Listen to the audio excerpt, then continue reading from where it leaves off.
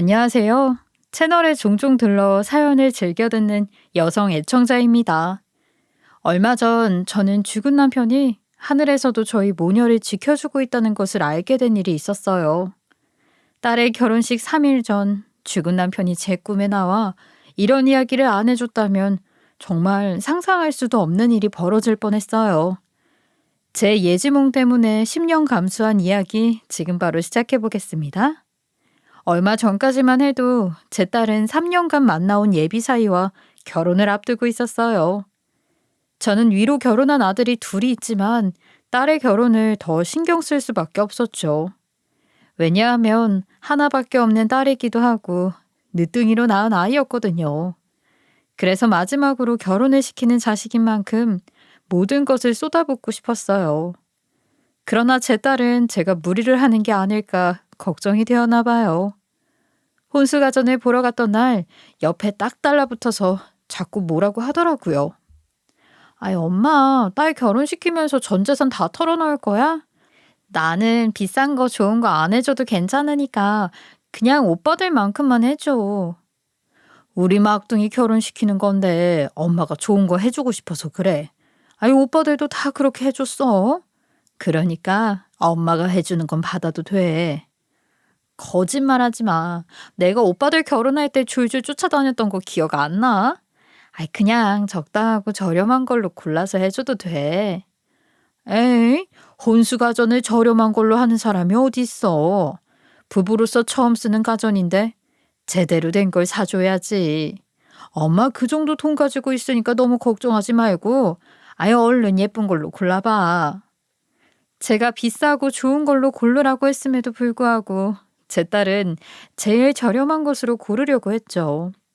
제가 경제적으로 부담이 될까봐 배려하고 있다는 걸 잘 알고 있었지만 저는 딸이 고른 것으로 구매를 할 수는 없었어요. 결혼하신 분들은 잘 아시겠지만 다른 건 몰라도 혼수는 저렴한 것으로 해주면 좋은 소리 못 듣게 되잖아요. 그래서 저는 엄마의 마음으로 딸이 고른 것 대신에 좋은 것들로 바꿔서 신혼집에 넣어주었죠. 물론 딸은 나중에 알고 나서 잔소리를 엄청 했지만 그래도 좋은 것들을 해줄 수 있어서 오히려 기분은 좋았어요. 어떤 분들은 딸이 괜찮다는데 뭘 그렇게 유난을 떠는 거냐고 하실 수도 있을 거예요. 하지만 저는 세상을 떠난 남편이 마지막까지 했던 이야기가 있어서 딸의 결혼이 더 신경 쓰일 수밖에 없었죠. 여보, 이제 나한테 시간이 얼마 남지 않은 것 같아. 그래서 말인데. 갑자기 그게 무슨 소리야. 제발 마음 약해지지 마. 지금처럼 치료 열심히 받으면 당신 오랫동안 살 수 있어. 상태가 안 좋아지면 치료 더 열심히 받으면 돼. 요즘 세상이 얼마나 좋아졌는데 폐암 하나 못 고치겠어. 당신도 잘 알고 있잖아. 나 3개월 시한부 인생이라는 거.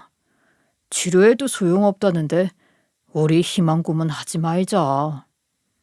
당신은 피덩이 같은 자식들 놓고 저 세상에 갈 수 있어? 우리 예빈이 이제 13살이야. 아직 초등학교도 졸업 못한 자식 놓고 왜 자꾸 갈 생각만 해? 나 혼자 남아서 어쩌라고. 미안해. 당신이 담배 끊으라고 할 때 진작 끊었어야 하는데. 나도 이렇게 될 줄은 몰랐어. 그런데 내가 아무리 용을 써도 상태가 좋아지지 않는다는 거 당신도 잘 알고 있잖아. 저는 남편의 이야기에 결국 주저앉아 눈물을 펑펑 쏟을 수밖에 없었죠. 남편은 별말 없이 제가 진정할 때까지 등을 두드리며 기다려주었어요.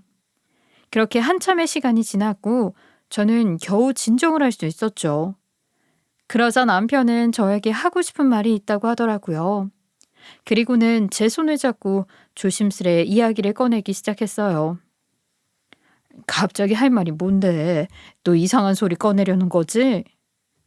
여보, 내가 아들들은 별로 걱정이 안 되는데 당신이랑 우리 딸은 걱정이 좀 되네. 특히 우리 막내딸은 더 신경이 쓰여. 나중에 커서 결혼하게 되면 내가 신랑 될 사람도 봐주고 식장에 손잡고 들어가서 넘겨줘야 하는데 그걸 못하니까. 우리 딸이 혼자 식장에 들어갈 것을 생각하면 눈물이 앞을 가려온다. 그렇게 신경이 쓰이면 오래 살면 되잖아. 더도 말고 덜도 말고 우리 딸 결혼할 때까지만, 그때까지만 살아주면 안 될까? 내가 이렇게 부탁할게. 여보, 내가 당신한테 큰 짐을 지어준 것 같아서 너무 미안해. 그런데 우리 불가능한 일에 매달리지 말자. 나는 먼저 떠나게 되겠지만 그래도 당신이 애들 옆에 남아있어서 얼마나 다행인지 몰라. 혹시 우리 딸이 나중에 결혼을 하게 되면 나 대신에 당신이 신경 많이 써줘. 남편은 마지막까지 딸의 걱정을 했죠. 그러면서 서랍에 있는 가방을 꺼내 달라고 하더니 저에게 통장 2개를 내밀었어요. 하나는 남편이 떠난 후 가족 생활비로 쓰라고 했고, 나머지 하나는 아이들이 결혼하게 되면 보태 쓰라고 하더라고요. 그리고 남편은 딸 결혼에 들어가는 것만큼은 모두 좋은 걸로 해줬으면 좋겠다는 당부도 했죠. 남편은 그렇게 통장 2개와 유언을 남기고 나서 정확히 일주일 후에 세상을 떠나게 되었어요. 저는 남편이 떠난 후 통장 2개에 들어있는 돈을 단 한 푼도 쓰지 않고 가지고 있다가 아들들이 결혼할 때 처음으로 조금씩 꺼내서 보탰었죠. 그리고 나머지 돈은 모두 딸의 결혼식에 쓸 예정이었어요. 남편이 세상을 떠나기 전까지 딸 걱정만 했으니까 남아있는 제가 남편 몫까지 더 신경 써서 해주고 싶었거든요.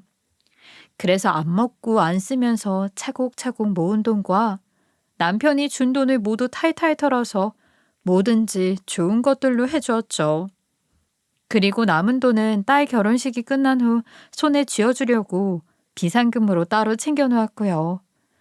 저는 애지중지 키운 막내딸을 보내려니 마음이 참 이상했어요. 아들들을 보낼 때는 이렇게까지 걱정되고 가슴이 콩닥대지 않았던 것 같은데 딸을 시집 보낼 때가 되니 5만 가지 생각이 다 들더라고요. 그래서인지 이런 제 마음을 알고 있던 딸은 저와 시간을 많이 보내려고 했죠. 엄마, 오랜만에 딸이랑 맥주 한잔 어때? 이제 같이 있을 시간도 얼마 안 남았는데 이렇게라도 즐겨야지. 아이, 다이어트 해야 한다면서 술은 입에도 안 대더니 갑자기 웬일이래? 오늘은 우리 딸이 쏘는 건가? 이미 내가 치킨 배달시켜놨네요. 엄마는 그냥 몸만 나오셔. 오랜만에 모녀끼리 이런저런 이야기 좀 나누게. 저는 딸의 이야기에 부엌 식탁으로 나가게 되었고 본격적으로 대화를 나누게 되었어요. 아무래도 아들들이 결혼해서 나간 후 저희 모녀 둘이 살고 있는 상황이라 그런지 딸이 결혼을 하게 되면서 신경이 많이 쓰이는 듯 했죠. 이제 나까지 나가게 되면 이 집에 혼자 남아있겠네. 엄마, 나 시집 보내면서 많이 서운하지? 그걸 말이라고 하냐. 당연히 애지중지 키운 막둥이가 시집을 간다는데 서운하지. 에휴, 예빈이 너까지 나가고 나면 이제 엄마는 무슨 재미로 살아야 하나? 너무 서운해하지 마. 우서방이랑 자주 찾아올게. 어차피 신혼집도 30분밖에 안 걸려서 우서방이랑 싸우면 내가 달려올 곳은 친정밖에 없어. 아이고, 너는 결혼하기 전부터 벌써 싸울 생각을 하냐? 그나저나 우리 딸이 언제 이렇게 커서 시집을 간대? 그래도 우서방이 너한테 잘하는 것 같아서 안심은 된다마는 엄마는 너까지 집을 나간다고 생각하니 마음이 좀 이상하네. 지은 씨랑 알콩달콩 잘 살 테니까 너무 걱정하지 마셔요. 그리고 결혼해서도 엄마가 귀찮을 정도로 줄기차게 찾아올 거야. 자주 와서 반찬도 가져가고 해야지. 아이고, 딸 키워놓으면 도둑된다더니 그 말이 딱 맞네. 너는 결혼해서 엄마 집 털어갈 생각밖에 없지? 저는 그날 집을 주기적으로 털어가겠다는 딸의 말에 어이가 없어서 웃을 수밖에 없었어요. 그래도 딸이 제 마음을 달래주기 위해 이런저런 장난도 걸어오고 자주 찾아오겠다며 안심도 시켜주니까 그나마 싱숭생숭한 기분이 나아질 수는 있었죠. 그리고 사위가 성실하고 좋은 사람이니 저는 불안해하기보다 두 사람이 알콩달콩 잘 살 수 있을 거라 긍정적으로 생각하기로 했어요. 그렇게 시간은 흘러 어느덧 제 딸의 결혼식이 3일 정도 남았을 때였죠. 그날 저는 딸의 결혼식이 얼마 남지 않았기 때문에 아침 일찍부터 물려줄 그릇 세트들을 꺼내어 하나씩 정리를 했어요. 뭐 요즘은 딸을 결혼시키며 그릇을 백화점에서 따로 구매해서 준다고 하지만 저는 그릇만큼은 가지고 있는 것들로 물려주고 싶었어요. 사실 딸에게 물려줄 그릇은 저도 친정엄마에게 결혼할 때 물려받은 것이었거든요. 그래서 저는 물려줄 그릇들을 꺼내 정성스럽게 정리하고 닦아서 포장을 해놓았어요. 그런데 그날 아침 일찍부터 정신없이 몸을 움직이다 보니 많이 피곤했나 봐요. 평소와는 달리 저는 이른 저녁에 일찍 잠에 들게 되었죠. 하지만 그날 저는 푹 자지는 못했어요. 왜냐하면 그날따라 이상한 꿈을 꾸게 되었거든요. 그날 꾸게 된 꿈에는 죽은 남편이 나오게 되었고 언뜻 보기에도 표정이 심상치 않더라고요. 꿈속이지만 무슨 일이 있는 건가 싶을 정도로 죽은 남편의 얼굴이 어두워서 신경이 쓰였던 것 같아요. 당신 오랜만에 내 꿈에 나와서 표정이 왜 그래? 혹시 우리 예빈이 우서방에게 보내려니까 마음이 싱숭생숭해서 그래? 아니면 일찍 그 세상에 가 있으니 우리 딸 손 못 잡아줘서 미안해서 그러는 거야? 그놈한테 우리 예빈이 보내면 안 돼. 내 귀한 딸, 그런 집구석에 절대 시집 못 보내. 당신 뜬금없이 꿈에 나타나서 그게 무슨 소리야. 결혼은 이미 확정됐고 며칠 지나면 식장이 들어가야 하는데 지금까지 조용히 있다가 갑자기 그 집에 시집을 못 보낸다니. 그놈은 죽었다 깨나도 절대 우리 집 식구가 될 수 없어. 그러니까 내일 가서 당장 결혼 엎어. 우리 딸 그 집에 시집 보내면 모두가 땅을 치고 후회하게 될 거야. 세상을 떠난 남편은 다짜고짜 저에게 고함을 쳤죠. 살아생전 저에게 소리 한 번 안 치던 사람인데 죽어서 꿈에 나와 귀가 아파할 정도로 크게 화를 내니까 무섭기도 하고 괜히 불길하게 느껴지더라고요. 아니, 당신 갑자기 나타나서 왜 그러는 거야? 왜 멀쩡한 딸 결혼 회방을 놓는 거냐고. 죽어서 심술을 부려도 정도껏 해야지. 아니면 이유나 알려주고 취소하라는 소리라든가. 지금 결혼식 며칠 남았는지 알기나 해? 내가 지금 심술 부리는 것 같아? 나도 다 이유가 있어서 이러는 거야. 그러니까 잔말 말고 내 말 들어. 안 그러면 당신이나 예빈이나 눈에서 피눈물을 흐르는 거야.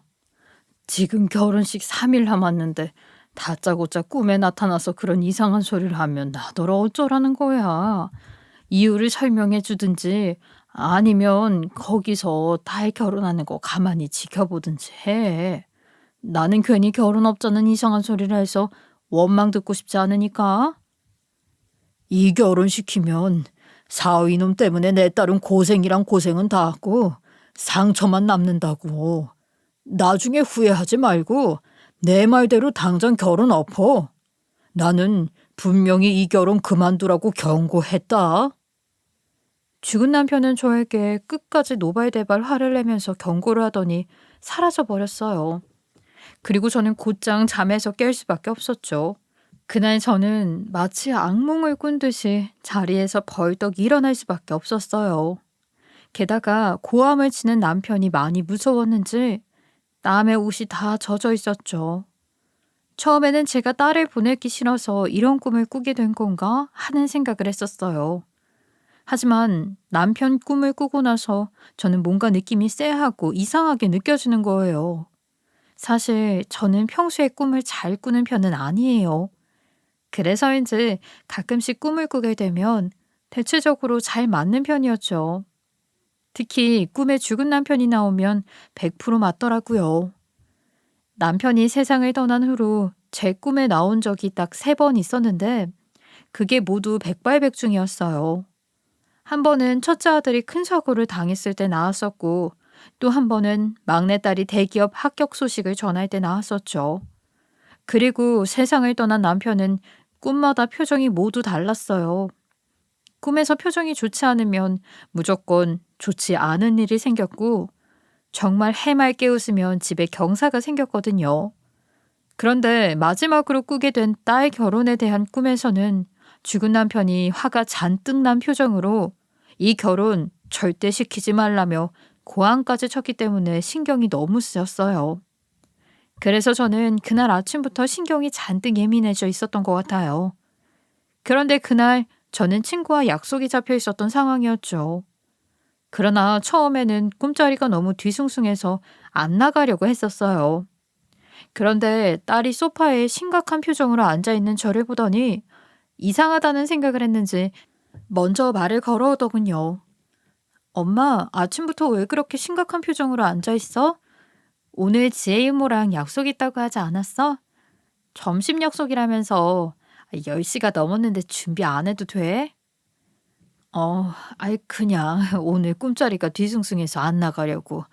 너도 오늘은 어디 나가지 말고 그냥 집에 있어라. 지혜한테는 이제 슬슬 못 나간다고 전화해줘야겠다.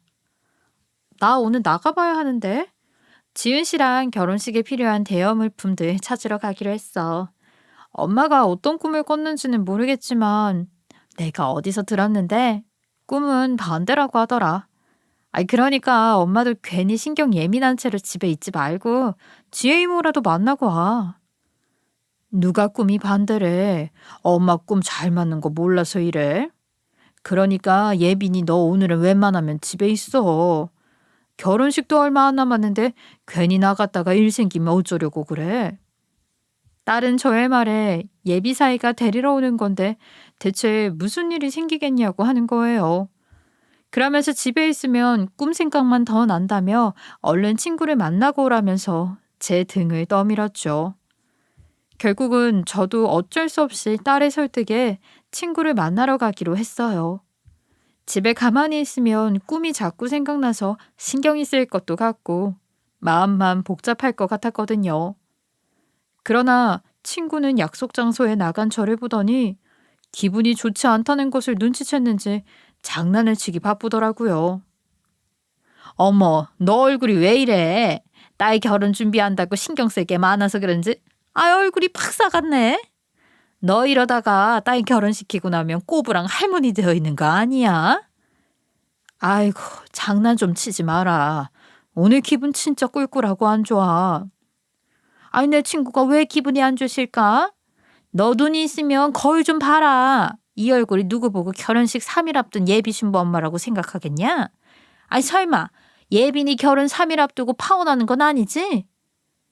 그게 말이야. 사실 어제 남편이 꿈에 나와서 이상한 소리를 하더라고. 저는 그날 친구에게 전날에 꾸었던 꿈 이야기를 모두 하게 되었죠. 그랬더니 저의 이야기를 듣고 있던 친구는 깜짝 놀라면서 첫째 아들이 사고 나던 때에도 그런 꿈을 꾸지 않았냐고 묻더군요. 그러면서 왜 하필 지금 시기에 죽은 남편이 꿈에 나와서 딸 결혼 이야기를 하냐며 한숨을 쉬었어요. 그러게 말이다. 이 시기에 좋은 꿈을 꿔도 모자란데 하필이면 남편이 나와서 당장 결혼 취소하라고 전화리를 치니 어떻게 해야 할지 고민이 많아. 그런데 다른 사람도 아니고 네가 그런 꿈을 꾼 거면 진지하게 고민을 해봐야 하는 거 아니야?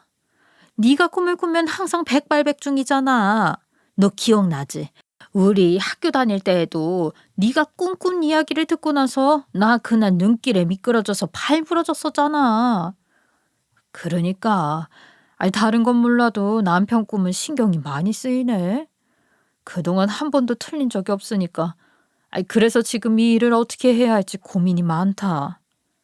어떻게 하긴 뭘 어떻게 해. 지금까지 네 남편 꿈에 나와서 틀린 적이 있어? 나중에 큰일 나기 전에 사위 그놈 뒷조사 좀 해봐야겠다 얘. 이대로 쉽게 넘어갈 일이 아니야.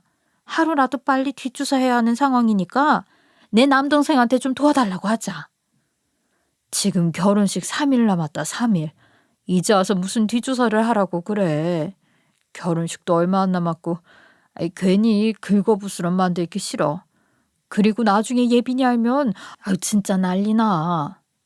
친구는 아무래도 제 남편이 꿈에 나온 게 마음에 걸린다면서 한번 알아보자며 설득을 해댔어요. 그러면서 본인 남동생한테 이야기하면 바로 뒷조사 시작할 수 있다고 하는 거예요. 사실 친구 남동생이 심부름 센터를 운영하고 있었거든요. 그러나 저는 이제 와서 뒷조사를 한다고 뭐가 달라질 것 같지 않았어요. 결혼식은 3일밖에 안 남은 상태인데다가 딸은 예비사위와 결혼한다고 신이 나 있어서 기분을 망치고 싶지 않았죠.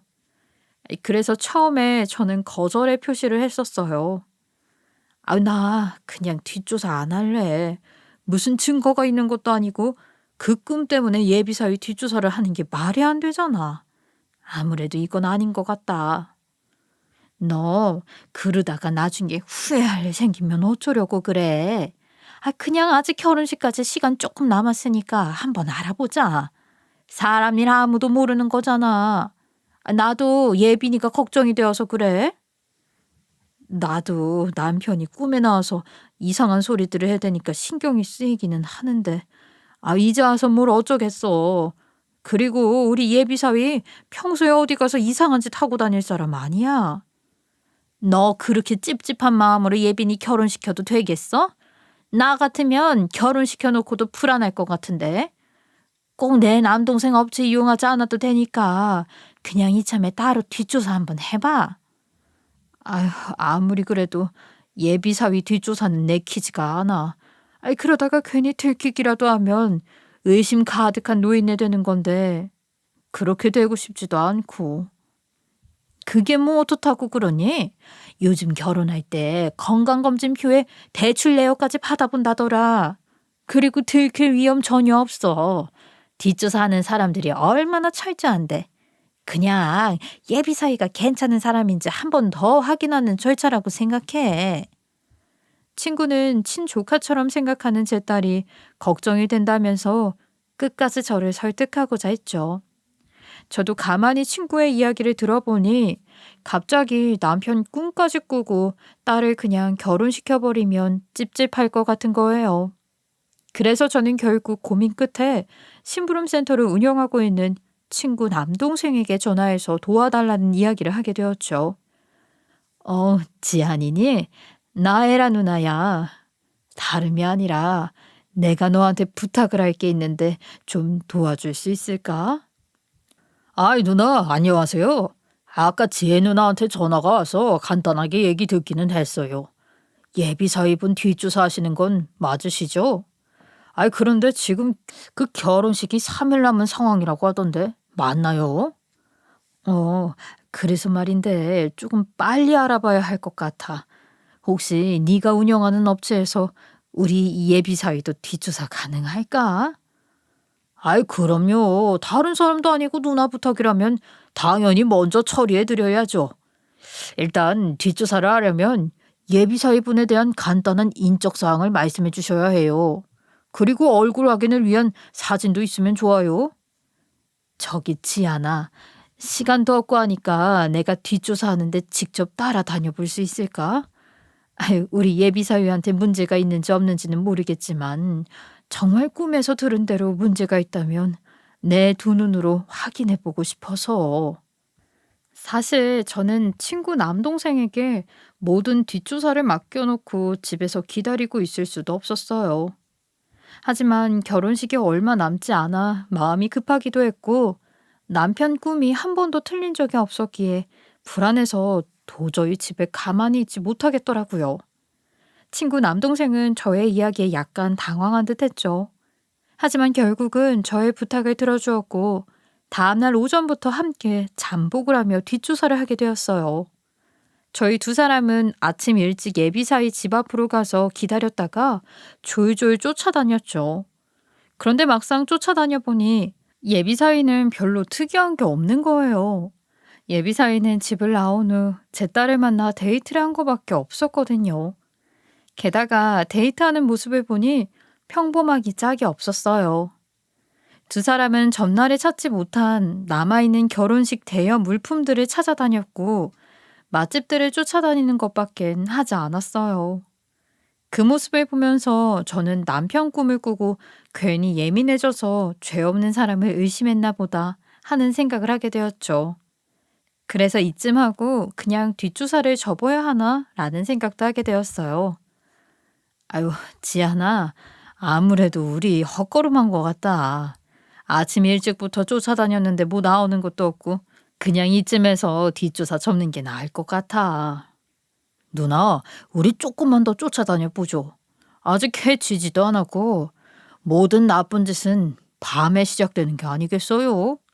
포기하더라도 하루는 모두 투자해서 뒤쫓아 다녀봐야죠. 아이, 그래도 지금 상황 봐서는 뭐가 나을 것 같지 않은데 괜히 내 꿈 때문에 네가 하루 종일 고생하는 것 같아서 마음도 안 좋고. 아이, 누나, 저 때문이라면 굳이 뒷조사 접을 필요 없어요. 원래 제가 하는 일이 매일같이 잠복하며 사람 뒤쫓아다니는 거라 이 정도는 아무렇지도 않아요. 그러니까 우리 오늘 하루는 끝까지 쫓아다녀 봐요. 친구 남동생은 하루 정도는 쫓아다녀 봐야 한다면서 끝까지 해보자고 했죠. 저는 친구 남동생의 말도 일리가 있다고 생각했고 결국 계속 예비사위 뒤를 쫓아다녀 보기로 했어요.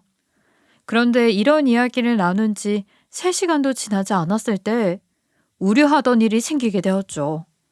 정말 친구 남동생의 말대로 저녁이 되자 예비사위의 비밀이 드러나게 되었거든요. 예비사위는 데이트가 끝난 후 제 딸을 집에 데려다 주었고 어디론가 급히 이동하기 시작했어요.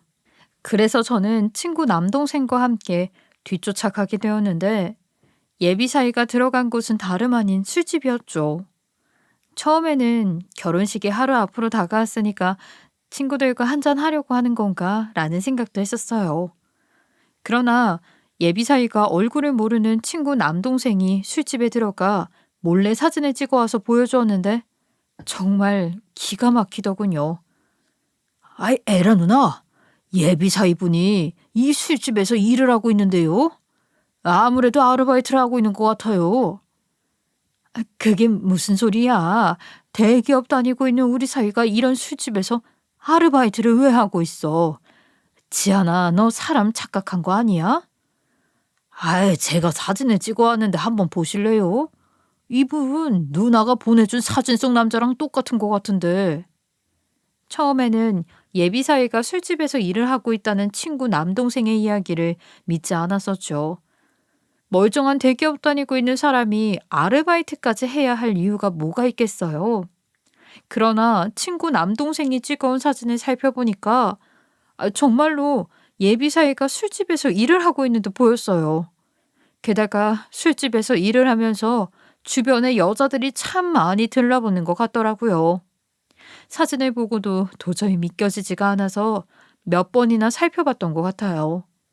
저는 예비사위의 사진을 보고 난 후 왜 멀쩡한 회사를 다니는 놈이 이런 곳에서 일을 하고 있지? 라는 생각이 들었죠. 그리고 혹시 예비사위 놈이 회사에 다니고 있지 않은 것은 아닐까 하는 합리적인 의심도 들었어요. 하지만 이미 밤이 늦은 시간이었고 다음 날은 주말이라 회사에 전화를 걸어볼 수도 없는 노릇이었죠. 그런데 친구 남동생도 예비사위가 술집에서 일을 하고 있는 모습을 보더니 이상하다는 생각이 들었나 봐요. 아이, 저 누나, 이런 일에 함부로 끼어들고 싶지는 않은데 아무리 봐도 예비사위분이 이상하게 느껴져서요. 보통 대기업들은 겸업을 못하게 계약서에도 명시를 해놓거든요. 분명히 대기업에 다니고 있다면 술집에서 일을 할 수가 없을 텐데 일을 하고 있는 게 마음에 걸리네요. 아무래도 예비사위분 회사에 다니지 않는 게 아닐까 싶은데. 지안이, 너도 그렇게 생각하니? 아이, 나도 대기업까지 다닌다는 놈이 여기서 아르바이트를 하고 있는 모습을 보니까 이상하게 느껴지기는 하네. 뭔가 숨기고 있는 게 따로 있는 것 같아. 그래서 말인데요, 누님. 제가 대기업에 다니고 있는지 아닌지 따로 한번 알아볼까요? 아예 아는 사람 통해서 세금 신고한 내역을 살펴보면 회사에 다니고 있는지 아닌지 금방 알 수 있을 것 같아서요. 저는 친구 남동생의 말에 이참에 확실히 확인해 보고 싶어서 한번 알아봐 달라고 부탁을 했죠. 그러자 친구 남동생은 곧장 아는 사람에게 전화를 하더니 인적사항을 간단하게 알려주고 세금 신고 내역 좀 확인해 달라는 부탁을 하더군요. 그렇게 약 1시간 정도의 시간이 흐르게 되었죠. 그때쯤 친구 남동생이 아는 사람에게 연락을 받았다면서 바로 서류를 확인해 보겠다고 했어요. 그런데 기가 막히게도 예비 사이의 세금 신고 내역에는 술집밖에 나오지 않더라고요. 저는 친구 남동생과 같이 서류를 확인해 본 후 어이가 없어 헛웃음밖에 나오지 않았죠. 친구 남동생도 설마 하는 일이 벌어지자 제 눈치를 살피면서 조심스레 이야기를 하기 시작했어요. 아이, 누님, 아무래도 예비사입은 그 대기업 다니고 있는 게 아닌 것 같아요. 큰 기업에서 세금 신고를 하지 않았을 리 없고, 신고 내역에 떡하니 이 술집 이름이 박혀 있는 걸 보면 거짓말을 하지 않았을까 하는데. 지한이 네가 보기에도 그렇지. 하여 어떻게 감쪽같이 사람들을 속일 수 있는지 정말 기가 막혀서 말이 안 나온다. 아이, 누나, 앞으로 어떻게 하실 거예요? 상황을 보니까 누나 딸도 속고 있는 것 같은데. 글쎄, 앞으로 어떻게 해야 할지 나도 모르겠다. 딸에게 먼저 알려야 할지 아니면 예비 사이를 만나서 왜 속였냐고 따져 물어야 할지 나도 너무 혼란스럽네. 저는 서류를 보고 나서 머리가 아팠죠. 사실 예비 사이가 술집에서 일을 하고 있는 것보다 더 화가 났던 것은 모두를 속여왔다는 것이었어요. 예비 사이는 집에 인사를 왔을 때 저에게 당당히 대기업 이름이 박힌 명함을 내밀었고, 회사에서 무슨 일을 하고 있냐는 제 질문에는 막힘없이 술술 대답을 했거든요. 당시 예비 사이가 설명을 너무 잘해서 저는 깜빡 속아 넘어갈 수밖에 없었죠. 예비 사이가 모두를 속이려고 뒤에서 따로 준비를 해왔을 생각만 하면 이 피가 거꾸로 솟는 기분이었어요. 마음 같아서는 당장 술집에 쳐들어가 예비 사이 놈 멱살을 잡고 흔들어대고 싶었죠. 그러나 예비 사이가 혹시 더 속이고 있는 것이 있지 않을까 하는 생각에 저는 참고 또 참았어요. 그래서 저는 차에서 한참 동안 머리를 부여잡은 채 한숨만 쉬고 있었죠. 친구 남동생도 황당했는지 더 이상 뭐라고 이야기를 꺼내지 못한 채 조용히 자리에 앉아 있더라고요. 그렇게 시간은 더 흘러 12시가 다 되었을 즈음이었어요. 예비 사이는 아주 해맑은 표정으로 술집 직원들과 인사를 나눈 후 밖으로 나왔어요. 저는 일이 끝나고 시간이 많이 늦었으니 이제 집으로 돌아가려나 하는 생각을 했었죠. 그러나 친구 남동생과 함께 예비 사이를 뒤쫓아가 보니 제가 뒤로 자빠질 만한 일이 한 가지 더 있더라고요. 예비 사이는 일이 끝나자마자 또 어디론가 급히 이동하기 시작했어요. 다른 지역으로 넘어가는 것을 보니까 집으로 가는 것은 아닌 것 같았죠. 아이, 지안아, 쟤 지금 다른 지역으로 넘어가는 거 맞지? 아, 이 시간에 대체 어디를 가는 거냐? 그러게요. 지금 택시 타고 고속도로까지 타는 것을 보니까 아무래도 다른 지역으로 넘어가려고 하는 것 같아요. 설마 이 시간에 다른 일을 하러 갈 일도 없고 아무래도 쟤 직업 말고 또 숨기는 게 있는 것 같다. 예비 사이는 고속도로를 약 1시간 정도 달려 다른 지역으로 넘어갔어요. 물론 수도권에서 너무 멀어지거나 하지는 않았지만 12시가 넘은 시간에 다른 지역으로 넘어가는 게 굉장히 수상하게 느껴졌죠.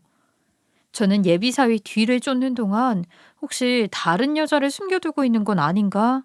아니면 어디 가서 이상한 사고를 치고 있는 것은 아닌가 하는 별의별 생각을 다 했었던 것 같아요. 그런데 예비 사위가 도착한 곳은 다름 아닌 비닐하우스였죠. 다행히 주변 가로등 불빛이 있었기에 저희 두 사람은 차를 세워놓고 예비 사위가 뭐 하고 있는지 살펴볼 수 있었어요. 아이, 뭐지? 농사 짓는 사람도 아니고 이 시간에 비닐하우스는 왜 찾은 거지?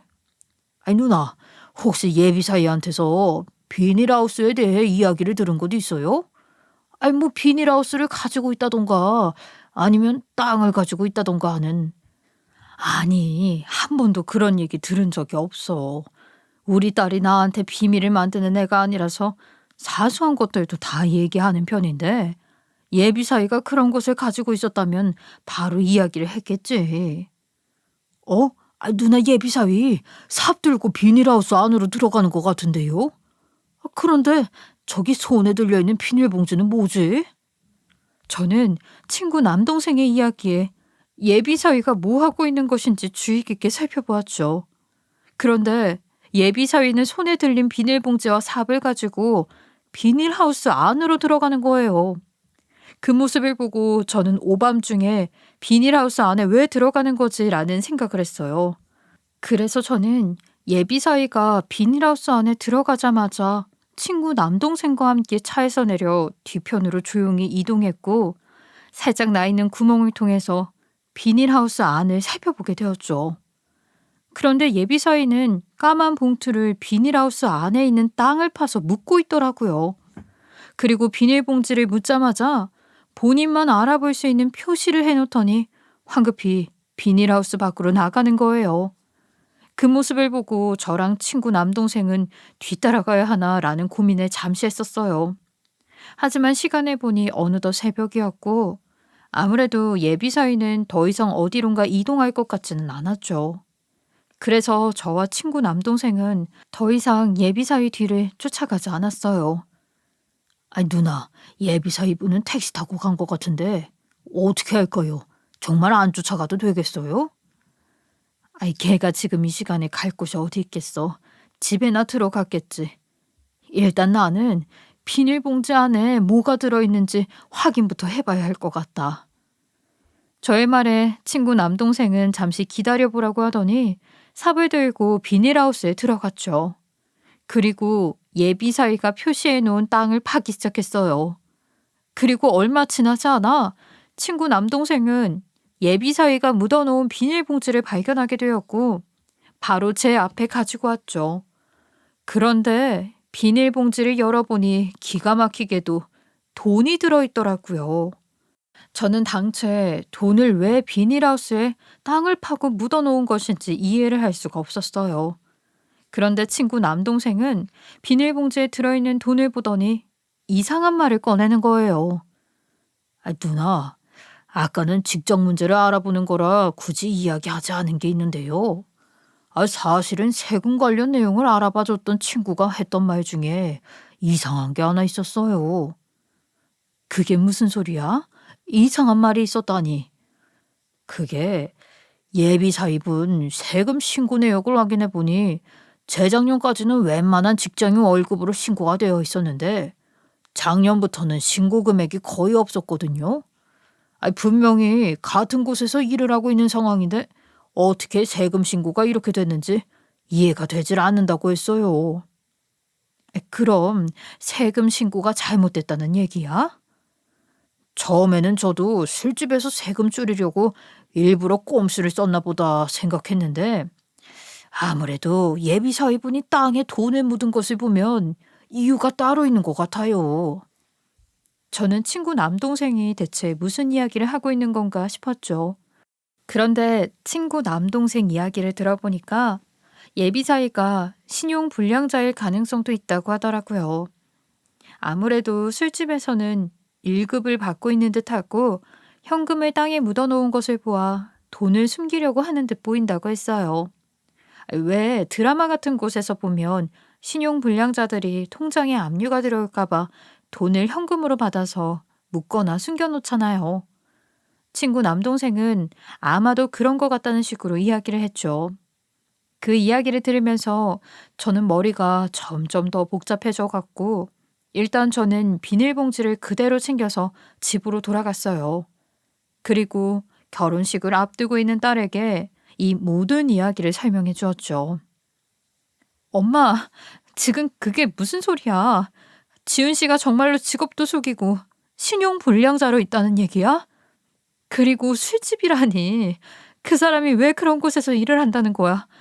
말도 안 되는 이야기 그만해. 그래, 알아. 믿기지 않겠지만 우서방이 술집에서 일을 하는 건 맞는 것 같아. 너도 지금 사진 보고 있잖아. 일단 세금 신고 서류는 확인한 상황이고 땅에 묻힌 비닐봉지는 그대로 들고 왔어. 엄마, 당장 내일이 결혼식인데 어떻게 해야 하지? 나 이 일을 어떻게 해결해야 할지 모르겠어. 딸은 굉장히 혼란스러워했어요. 저는 그런 딸에게 일단 예비 사돈집으로 가서 얘기 좀 들어보자고 했죠. 그렇게 저와 딸은 급하게 모아놓은 증거물들을 들고 예비 사돈집으로 향했어요. 저는 예비 사돈집에 도착하자마자 사위를 불러댔고 손에 들린 비닐봉지를 던지듯 내려놓았죠. 우서방, 비닐하우스 안에 묻어놓은 이 돈 뭔가? 웬만한 것은 다 알고 왔으니 그냥 솔직하게 다 털어놓게. 장모님, 이게 뭔데요? 저는 전혀 모르는 돈인데요. 당신 똑바로 얘기해. 이렇게 증거물까지 가지고 왔는데 모르쇠로 일관하는 게 말이 되니? 어느 정도는 예상하고 있었지만 예비사위가 끝까지 모르쇠로 일관하니까 저는 화가 머리끝까지 났어요. 그래서 저는 예비사위를 보며 모르는 돈이니까 비닐봉지에 들어있는 돈은 우리가 다시 가지고 가겠다고 통보를 했어요. 그랬더니 예비사위는 어쩔 줄 몰라 하는 거예요. 그 모습을 보면서 저는 예비사위에게 딱 한 번의 기회를 더 주었죠. 이미 사진도 다 가지고 있고 대기업 안 다니고 있는 것을 알고 있으니 그냥 속 시원하게 다 털어놓는 게 낫지 않겠냐고 겁을 주며 이야기했어요. 그랬더니 예비사위는 결국 모든 것을 털어놓더라고요. 사실은 저 대기업에는 가본 적도 없고 계속 술집에서 일한 거 맞아요. 그런데 저도 사정이 있었어요. 아는 선배의 제안으로 대출을 받아 투자를 하게 되었는데 알고 보니 그게 사기였어요. 그래서 빚만 엄청 늘어났고 아는 선배는 그날 이후로 연락이 끊기게 되었고요. 뭐라고? 설마 했는데 당신 제정신이야? 어떻게 이런 엄청난 일을 숨길 수 있어? 미안해. 나도 이렇게 될 줄은 전혀 예상을 못했어. 돈을 갚을 능력이 없다 보니 신용불량자가 되었고 결국 일하는 곳 사장님이랑 이야기해서 돈을 현금으로 받게 된 거야. 그래서 자네 비닐하우스 안에 땅 파고 돈을 묻었나? 통장 압류가 되어 있으니 빼앗기지 않기 위해서. 저는 예비사위에게 노발대발 화를 내며 이야기를 했죠. 그랬더니 예비사위는 덜덜 떨면서 통장 압류가 되어 있는 상황이라 빼앗기지 않기 위해서 친척 소유의 버려진 비닐하우스로 가지고 가서 묻기 시작했다고 이야기를 하는 거예요. 그리고 최소 금액으로 세금 신고가 되어 있는 것은 주기적으로 조사를 나오기도 하는데 나중에 들키게 되면 골치가 아파지니까 술집 사장이 아르바이트 시간을 줄인 것처럼 조작을 해서 세금 처리를 하겠다고 했다는 거예요. 그래서 매달 최소 금액만 입금받고 나머지 금액은 현금으로 받아서 숨겨놓았다고 했어요.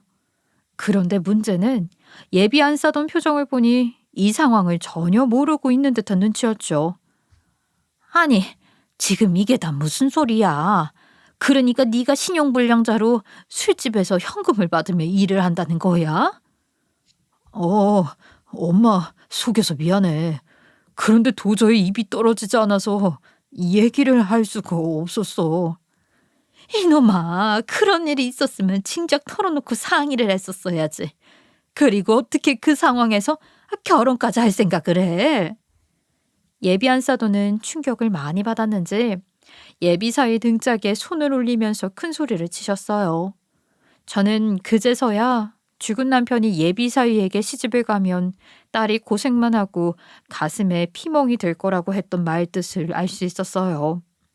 당연히 이런 사람이랑 결혼을 하게 되면 제 딸은 돈 버는 ATM 기계가 될 수밖에 없을 테고 빚을 다 갚을 때까지 마음고생을 엄청 하게 될 것이 뻔하잖아요. 제 딸은 모든 것이 밝혀지고 난 후 예비사위의 멱살을 잡고 방방 뛰며 난리를 쳤죠. 당신 제정신이야? 어쩐지 그동안 연애하면서 이 핑계 저 핑계 대며 돈을 빌려가더니 다 이유가 있었네. 이건 명백한 사기 결혼이야. 당장 파혼하자. 그리고 나는 해 뜨는 대로 당신 고소할 거야. 각오하고 있어. 예빈아, 내가 정말 잘못했어. 내가 죽을 죄 지은 거 알아. 그래도 한 번만 용서해주면 안 될까? 제 딸은 결국 파혼을 하겠다는 통보를 했고 예비사위는 저희 모녀 앞에서 무릎을 꿇고 잘못했다 싹싹 빌기 시작했어요. 그리고 예비 안사돈도 본인이 아들을 잘못 키웠다며 미안하다 연신 사과하기 바빴죠. 그날 일로 결국 제 딸의 결혼식은 취소가 되었어요. 그리고 제 딸은 변호사를 만나 이 문제에 대해 상의를 하게 되었고 곧장 소송을 진행하게 되었죠. 그로 인해 빌려준 돈을 다시 돌려받을 수 있게 되었고 파혼은 물론 사기 결혼으로 위자료와 결혼 준비에 들어간 돈까지 모두 돌려받을 수 있게 되었어요. 이전 예비사위는 본인이 잘못했다며 후회한다고 싹싹 빌었지만 제 딸은 크게 실망했는지 그 말을 모두 무시해버렸죠. 그리고 받을 수 있는 것들은 모두 받아냈어요. 그렇게 모든 일이 정리가 된 후 저와 딸은 남편 묘지에 찾아가게 되었고 꿈에 나타나 미리 알려줘서 너무 고맙다고 당신 덕분에 모든 일이 해결되었다는 인사를 했죠. 저는 이번 일을 겪고 나서 사람이 죽으면 하늘의 별이 되어 주변 사람들이 모두 올라올 때까지 지켜보고 있다는 그 말이 맞다는 것을 다시 한번 느낄 수 있었던 것 같아요. 그날 이후 저희 딸은 파혼의 충격으로 한동안 힘들어했어요. 그래서 저는 걱정이 이만저만 아니었지만 다행히 딸은 아버지가 하늘에서 모두 지켜보고 있으니 씩씩하게 살아가야 한다며 금방 마음 정리를 하고 일어나더라고요. 혹시나 자리에 주저앉을까봐 노심초사했는데 씩씩한 모습에 저도 한시름 놓을 수 있게 되었네요. 물론 딸에게는 이번 일로 인해 마음의 상처가 크게 남았겠죠. 어떻게 사람이 이런 큰일을 겪고 나서 멀쩡할 수 있겠어요. 그러나 저는 지금 당장 해결할 수 있는 일이 아니니 시간의 힘을 믿어보기로 했어요. 시간이 흐르면 힘들었던 그 일도 조금씩 흐려지지 않겠어요? 그래도 저는 딸의 마음을 알고도 모르는 척 하고 있을 수는 없으니 조만간 가족들과 함께 바다에 놀러 가려고요. 시원한 바다도 보고 하루 날 잡아 즐겁게 놀다 오면 조금이나마 그 일을 잊을 수 있지 않을까 싶네요. 지금까지 제 사연 들어주셔서 너무 감사하고요. 이제 곧 여름이 다가올 텐데 모두들 건강 조심하시고 항상 행복하세요.